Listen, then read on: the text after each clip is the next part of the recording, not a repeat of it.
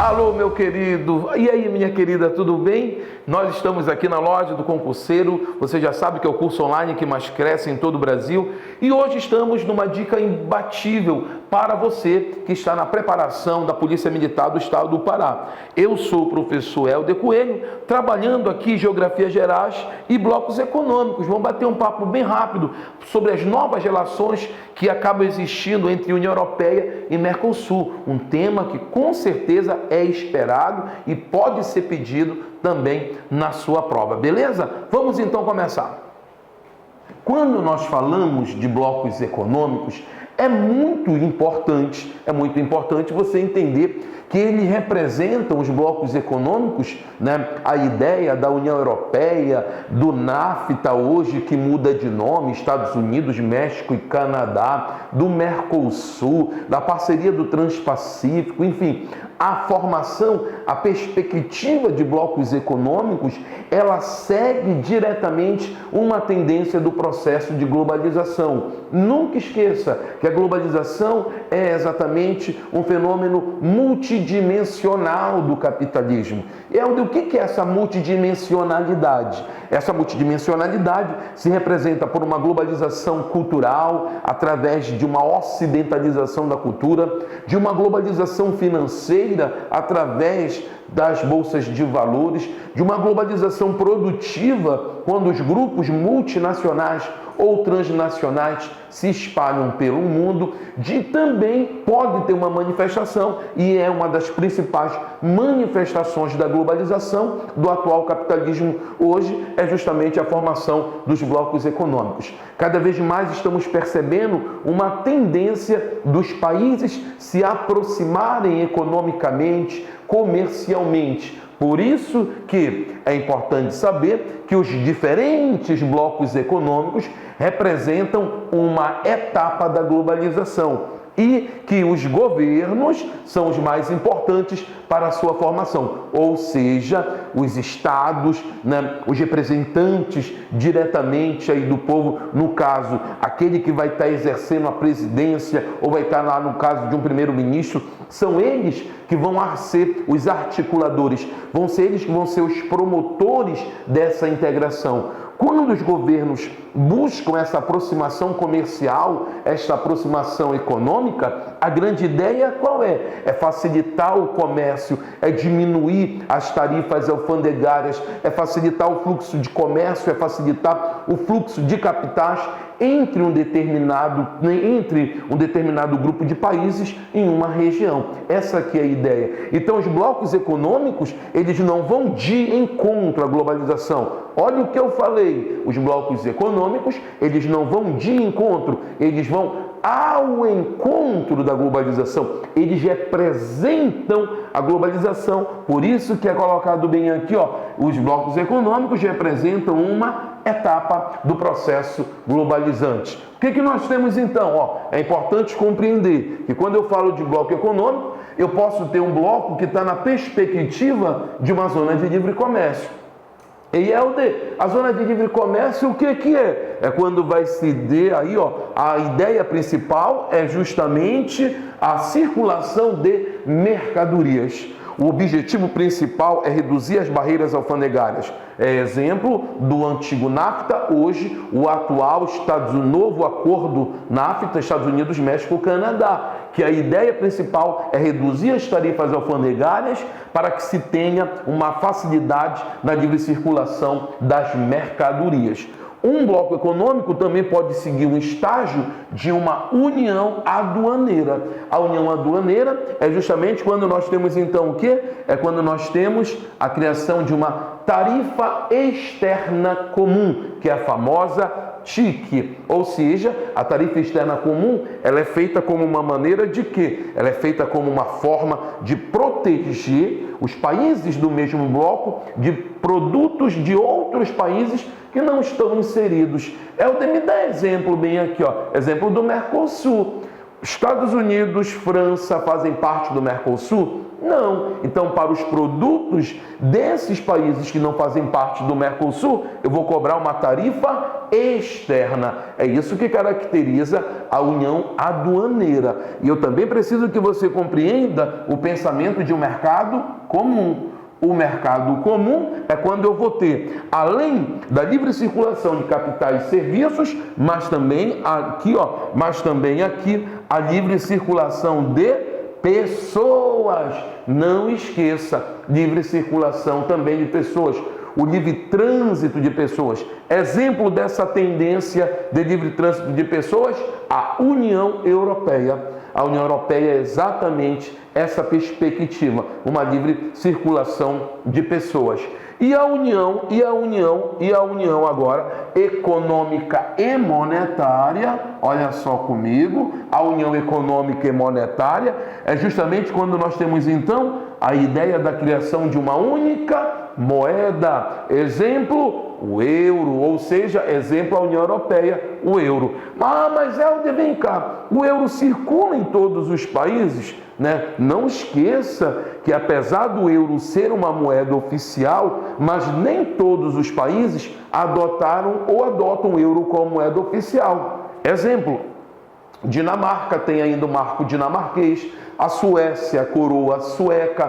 Posso lembrar do Reino Unido, que está no processo de saída, através do que mesmo essa saída do Reino Unido? Muito bem, do Brexit, né? A saída do Reino Unido ali da União Europeia. Mas eu percebo que desde o momento que o Reino Unido participou da União Europeia ali e que está nesse processo de saída, ele não vai adotar o euro como moeda oficial. Qual é a moeda mesmo? Muito bem, a libra esterlina é exemplo. Então, quando eu tenho a união econômica e monetária, é justamente quando eu vou ter então a ideia de uma única moeda. Mas não significa dizer que outras moedas não circulem no bloco. Exemplo da União Europeia. O outro estágio de um bloco econômico, no qual nenhum bloco conseguiu atingir, até porque é a ideia de ser um estágio um tanto quanto mais complexo, é a ideia justamente de que? De uma união política. Quando se tem o que, Helder? A união política, quando se tem uma única Constituição. E no caso da União Europeia, essa ideia de uma única Constituição, nós sabemos que já foi votado e também foi rejeitado em referendos na França, na Holanda e outros países. É bem mais difícil fazer uma união constitucional, ou seja, uma união regendo todos os países do bloco, visto que existe uma grande diferença. Diferenças sociais, diferenças econômicas e, claro, diferenças culturais. E aí formar um conjunto de leis comuns para países que são diferentes, é claro que isso é mais difícil. Perfeito? Ou seja, zona de livre comércio, mercadorias. União aduaneira, a tarifa externa. O mercado comum, quando se tem, além da livre circulação de capitais, serviços, mas também a livre circulação de pessoas.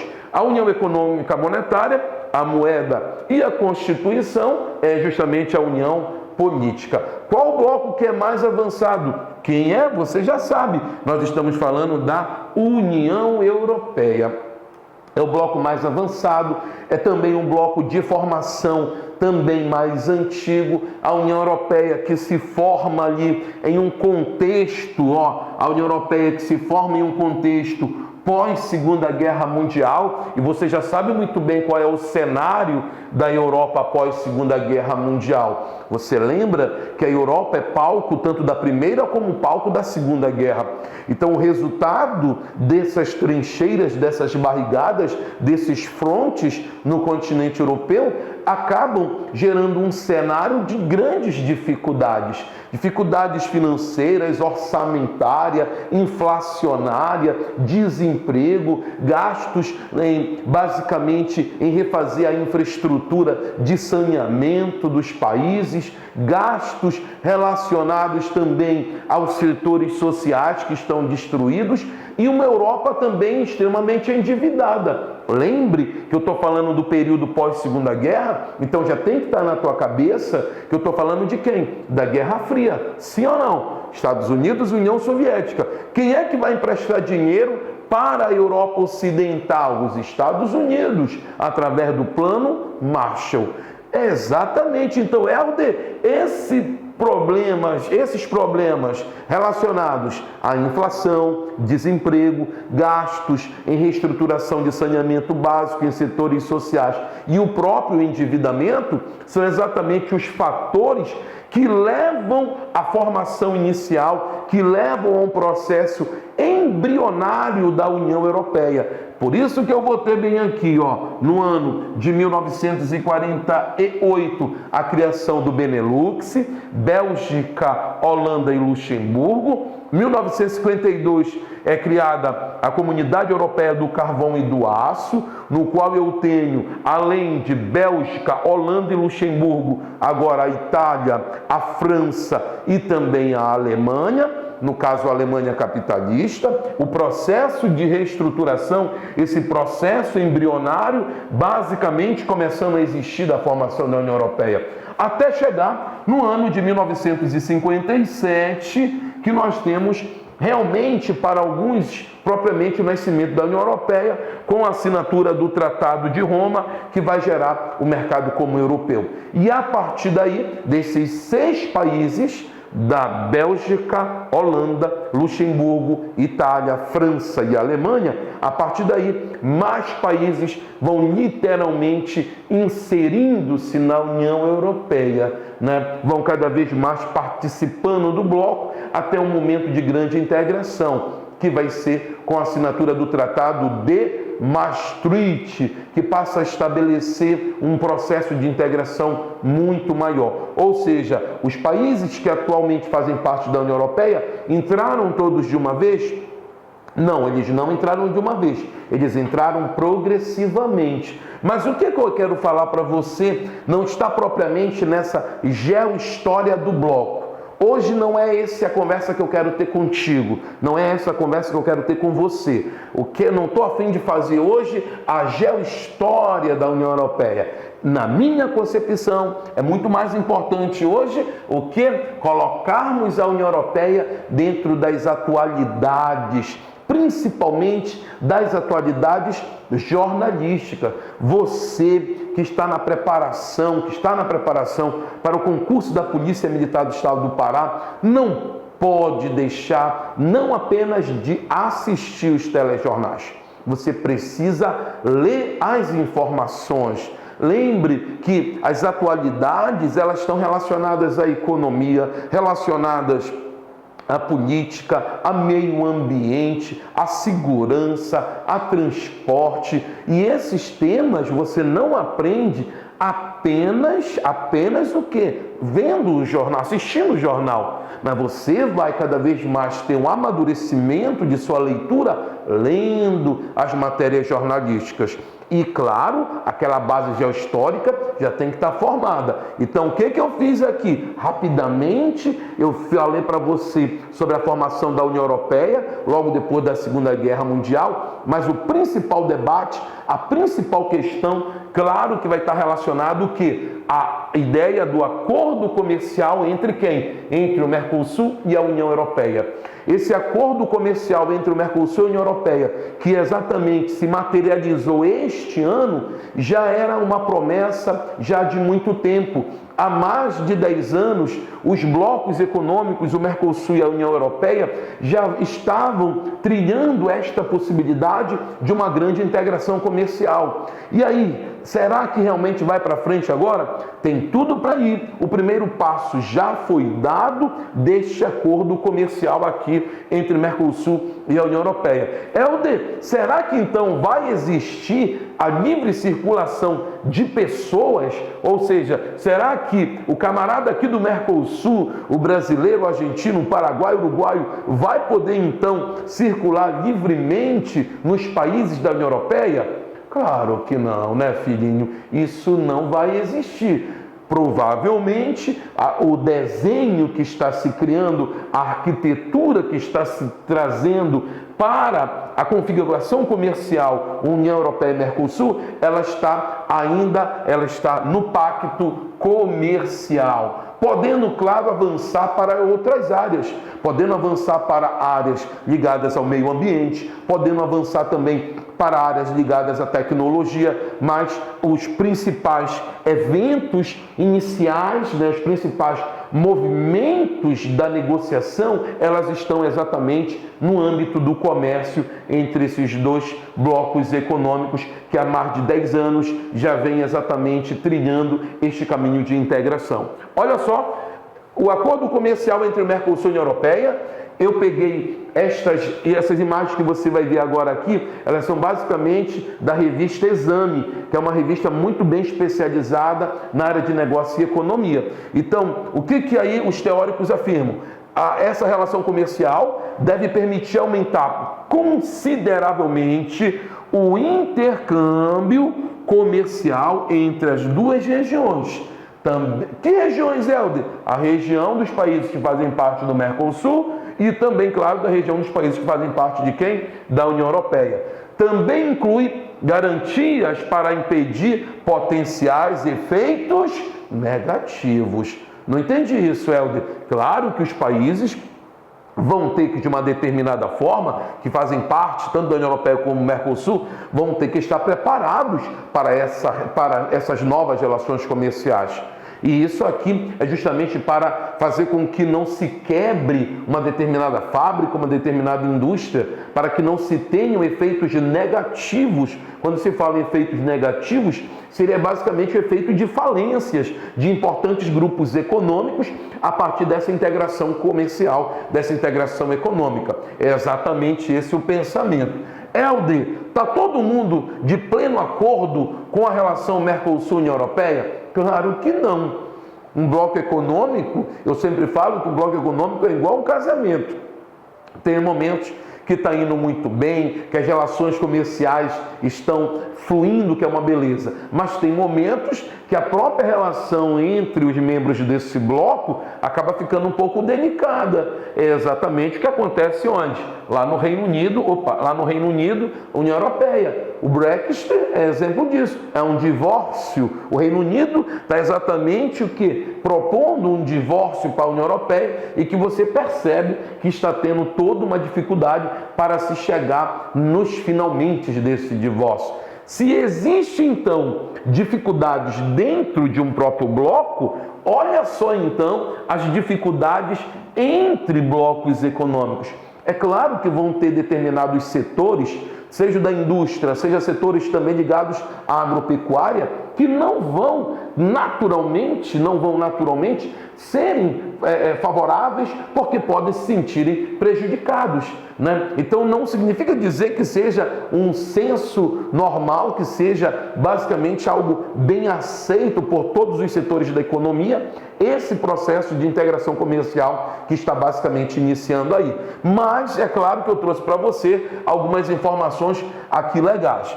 Olha só, com relação às tarifas, a longo prazo, a União Europeia, olha só comigo, a União Europeia vai suprimir 92% das tarifas atualmente aplicadas aos bens sul-americanos que chegam a seu território. Eles ainda não estabeleceram a data, o prazo realmente para se chegar a suprimir esses 92%. Ou seja, você percebe que é literalmente quase que zerando aí, né? Suprimir 92% das tarifas alfandegárias é uma queda gigantesca de determinados impostos para que as trocas comerciais possam fluir.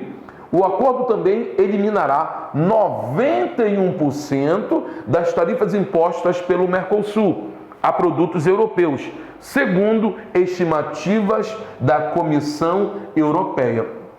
Se a União Europeia vai suprimir 92%, o Mercosul também vai ter que fazer a mesma situação. No Mercosul, a ordem basicamente é de eliminação de determinados impostos, de determinadas tarifas, ficando aqui na casa de 91%. Helder, já foi dado o prazo? Te acalma, ainda não. Nós estamos no início desse processo de integração comercial. Olha que eu trouxe bem aqui, olha só, na área da indústria, as tarifas do Mercosul vão se vão ser eliminadas progressivamente. Veículos, olha só, 35%. Autopeças, de 14% a 18%. Equipamentos relacionados à indústria, os equipamentos industriais, aí ficando com uma eliminação de 14% a 20%, produtos químicos de 18%, roupas 35% e produtos farmacêuticos até aqui basicamente 14%. Percebe-se aqui, ó, cada vez mais também o Mercosul quebrando, eliminando em veículos, autopeças, equipamentos industriais, produtos químicos, roupas e até mesmo para produtos farmacêuticos. Essas quedas, elas passam basicamente a existirem. Helder, professor, isso pode afetar a indústria nacional? Pode, claro. A indústria nacional, ela vai ter que estar muito preparada, vai ter que estar qualificada, vai ter que estar com bons produtos no mercado para que ela se prepare para essa concorrência aqui. É por isso que este é um processo inicial e que não é um processo tão calmo assim não. Não significa dizer que seja um processo tão calmo da integração. Olha quando nós vamos analisar aqui, ó, a agropecuária nos produtos alimentícios, as taxas do Mercosul sobre vinhos, a ideia é de cair 27%, de chocolate 20%, de licores de 20% a 35%, peixes enlatados 55%, bebidas gasificadas de 20% a 35% e azeitonas serão provavelmente eliminadas. Os queijos e os laticínios da União Europeia se beneficiarão, segundo o comissário europeu da agricultura, né, no qual pode-se ter exatamente uma taxa zero, bem aí. O que se busca dentro de um bloco econômico ou de relações entre blocos econômicos é cada vez mais zerar esse processo das taxas alfandegárias, das taxas de importação e exportação. Então, há com certeza um impacto sobre economias nacionais pelo fato de que vai se ter uma facilidade na compra e venda, tanto de produtos saindo da área do Mercosul para a União Europeia, como também da União Europeia vindo naturalmente para onde? Para o Mercosul. E a agropecuária, olha bem aqui que legal, a União Europeia abre seu mercado aos produtos agrícolas sul-americanos. Sua maior concessão através das cotas, 99 mil toneladas de carne bovina ao ano, com uma taxa preferencial de 7,5, além de uma cota adicional de 180 mil toneladas para o açúcar e outra de 100 mil para toneladas de carne e de aves. Helder, isso aqui é muito importante para o Brasil, professor? Sim, com certeza. Você sabe muito bem que o Brasil destaca-se muito aqui, ó, diretamente na produção da carne bovina, na produção aqui também da carne de aves.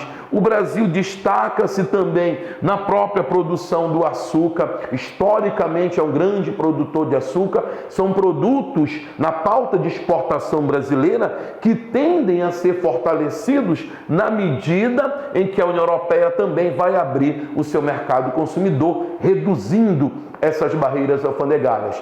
De uma determinada forma, o Brasil, nessa relação União Europeia com a União Europeia, ele tende a fortalecer as suas características como um fornecedor de matérias-primas, como um fornecedor de recursos naturais. Até porque, eis a pergunta, será que os países do Mercosul têm poder de competitividade na área industrial e na área tecnológica com a União Europeia?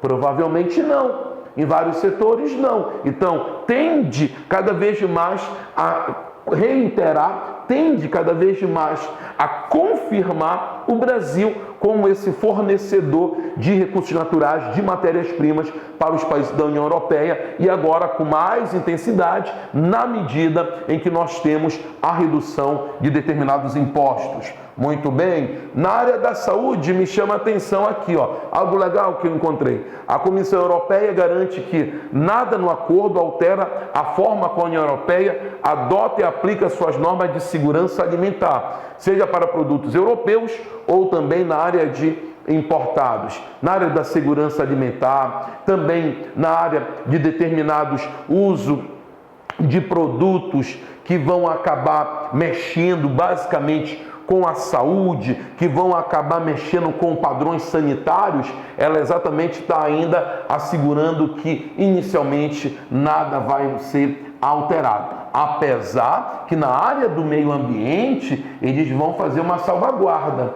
E qual vai ser a salvaguarda? Olha, vamos manter uma relação aqui inicial, vamos iniciar essa relação Mercosul-União Europeia, porém, nós temos que fazer com que eles vão dizer, olha, Brasil, você não pode sair de acordos internacionais. O Brasil não pode sair do Acordo de Paris. Os países da União Europeia não podem, com certeza, desrespeitarem determinadas políticas internacionais sobre o meio ambiente. E aí o Brasil, né, recebe aí um puxãozinho de orelha no sentido de dizer, olha, vamos olhar com maior cuidado sobre os desmatamentos na Amazônia, sobre os desmatamentos sobre os outros biomas brasileiros. E vocês não podem ter uma medida contrária a questões ambientais numa escala mundial. Olha só bem aqui, no meio ambiente, o texto também inclui um capítulo sobre desenvolvimento sustentável, que cobre a gestão sustentável e a conservação das florestas, o respeito aos direitos dos trabalhadores e a promoção do gerenciamento responsável da gestão. De acordo com, olha só, ele se refere explicitamente ao Acordo de Paris, que é justamente o acordo sobre o clima. O Brasil, que ia sediar aí a COP25, não vai mais, aí essa COP vai ser sediada no Chile. Você tem então uma ideia dizendo, ó, Brasil, governo brasileiro tem que respeitar as convenções internacionais, é necessário olharmos com mais cuidado os nossos recursos florestais, não é necessário aqui, ó, ficarmos no Acordo de Paris. De acordo com a comissão, as duas partes se comprometem a lutar contra as mudanças climáticas e trabalhar na transição para uma economia durável de baixa intensidade de carbono, ou seja, de uma baixa intensidade de poluentes. É algo muito legal, realmente muito beleza aí essa ideia de basicamente cobrança que o Mercosul faz sobre os países, que a União Europeia faz sobre os países do Mercosul, de forma especial aí com relação ao Brasil. Perfeito. Na área também do meio ambiente, continuamos com um compromisso para lutar contra o desmatamento, um ponto importante para as ONGs que acusam o Brasil de avançar na destruição sobre a floresta amazônica. Segundo a comissão, este capítulo incluirá normas claras e rigorosas, bem como mecanismo de avaliação independente e imparcial dessas questões por um grupo de especialistas que não foi ainda detalhado. Galera, pega pesado da União Europeia sobre questões ambientais. São um dos maiores aí defensores dos acordos internacionais, estão com certeza junto à ONU, ao Programa das Nações Unidas para o Meio Ambiente, estão sempre aí tomando decisões conjuntas na área, como é o caso do meio ambiente, como é o caso diretamente do Acordo de Paris. Perfeito? No mercado público, nós temos os países do Mercosul abrirão pela primeira vez seus mercados públicos a empresas europeias. Um passo decisivo para a União Europeia. Na prática, empresas da União Europeia poderão concorrer a licitações. Vou voltar a repetir. Poderão ocorrer a licitações em condições de igualdade com as companhias do Mercosul. Ou seja, obras de infraestrutura, ou determinados serviços podem ser exatamente agora abertos para empresas de fora, empresas daqui da União Europeia. Beleza? Eu acho extremamente relevante nesse momento, esta conversa. Até porque está na área das atualidades, até porque vai fazer um resgate histórico de uma relação aí que já era para ter sido consolidada há algum tempo e que agora realmente começa essa relação aqui, Brasil, essa relação Mercosul e também da União Europeia. Preste atenção comigo agora, ó. Nós temos aqui na loja do concurseiro, acesse o nosso site www.lojadoconcurseiro.com.br. Curso online, Polícia Militar do Estado do Pará, soldado, videoaulas, teorias e exercícios com 3 simulados, questões inéditas aí, muito bem preparadas e mais um material apostilado em PDF. Por quanto, professor Helder? Por quanto? Apenas R$ 275. Todas as disciplinas, comigo, professor Pinon, professor Emerson, professor Yara, toda a galera aí, toda a equipe imbatível aqui da loja do concurseiro. Também nós temos no curso online, agora para quê? Para oficial. Oficial, videoaulas, teorias e exercícios, 3 simulados, mais o material apostilado. Por quanto, professor? Apenas o seu investimento será de R$ 379. Por apenas R$ 379, beleza? Uma grande oportunidade para a sua preparação. Nossa missão na loja do concurseiro é a sua aprovação. Venha conosco e você será aprovado. Vamos lá? Olha só, vamos fazer o quê? Exercícios. Duas questõezinhas para ver como é que você está exatamente se saindo. Olha só, sobre a União Europeia é correto afirmar. Eu fui logo diretão. Olha só, sobre a União Europeia é correto afirmar. Teve sua origem na Comunidade Econômica do Carvão e do Aço antes da Primeira Guerra Mundial, entre 1914 a 18, certo ou errado? Errado. A Comunidade do Carvão e do Aço, a SECA, ela se forma em 1952. Não tem nada a ver aqui, está relacionado errado à Primeira Guerra Mundial. Países como Dinamarca, República Tcheca e Sérvia, que faziam parte do bloco socialista, não foram aceitos na União Europeia, porque não aderiram à economia de mercado. Tá tudo errado, né?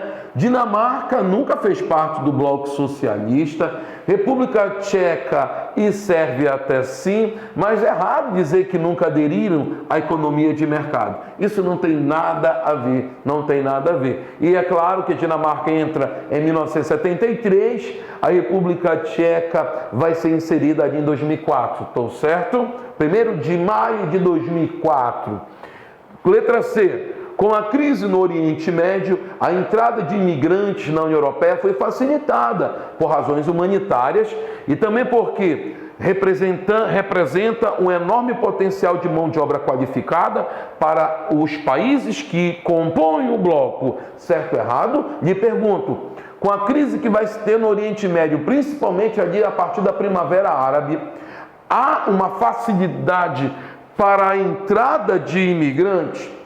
Claro que não, você percebe que isso aqui está errado. Pelo contrário, foi até mesmo uma atitude, até mesmo muito mais de xenofobia, né? A própria Angela Merkel tenta fazer algo que é o estabelecimento de cotas para cada país da União Europeia em receber esses refugiados. Isso não foi aceito por vários países, de forma especial o Reino Unido. O Reino Unido nunca aceitou muito bem a entrada desses refugiados de guerra. Está errado. Odeio é.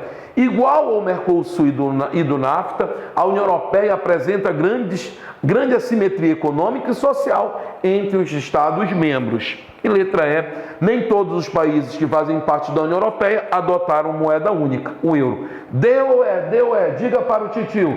Muito bem, letra certa bem aqui é a letra E. Igual ao Mercosul e o NAFTA, a União Europeia apresenta assimetrias econômicas? Claro que não. Nem mesmo tem essas assimetrias no interior do bloco, não tem essas assimetrias de forma aqui, essas assimetrias, essas igualdades aqui, principalmente sociais, não rola. Letra certa, marcador na tela, fica bem aqui na letra E. Nem todos os países da União Europeia adotam o euro como moeda oficial. Perfeito, perfeito. Bora para mais uma. Reino Unido prepara nova política tarifária. Em caso do Brexit, a saída do Reino Unido da União Europeia, sem acordo. O ministro de Empresas admitiu que mudanças previstas em caso de saída sem acordo terão grandes consequências para diferentes setores econômicos.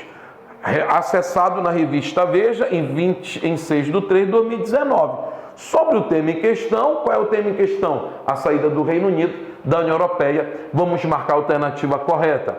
O governo do Reino Unido prepara uma nova política tarifária com a liberalização de vários setores, para caso o país deixe a União Europeia sem acordo bilateral em 29 de março. Certo? Certo, lindão. Marcador na tela logo, é agora. A letra certa é a letra A. Eles estão exatamente desde março fazendo essa busca, Caso o país deixe a União Europeia sem acordo bilateral, vem se buscando cada vez mais preparar uma nova política tarifária. É aí que está basicamente o grande entrave para finalizar a relação entre a União Europeia e o Reino Unido. O governo da França não aceita uma nova política tarifária com a liberalização de vários setores. Para o caso da Itália, deixar a União Europeia sem acordo bilateral em 29 de março.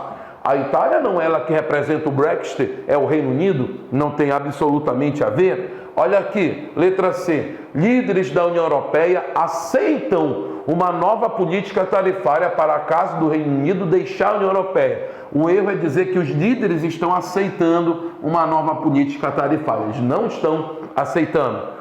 Com a saída do Reino Unido da União Europeia, o Brasil e o Mercosul são prioridades na política externa do bloco. Pode ser? Será que é verdade?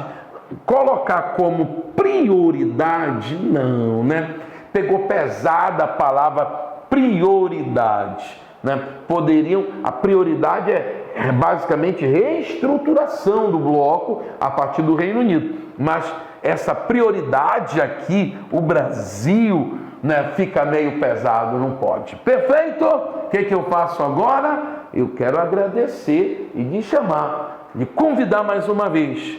Para soldado, R$ 275.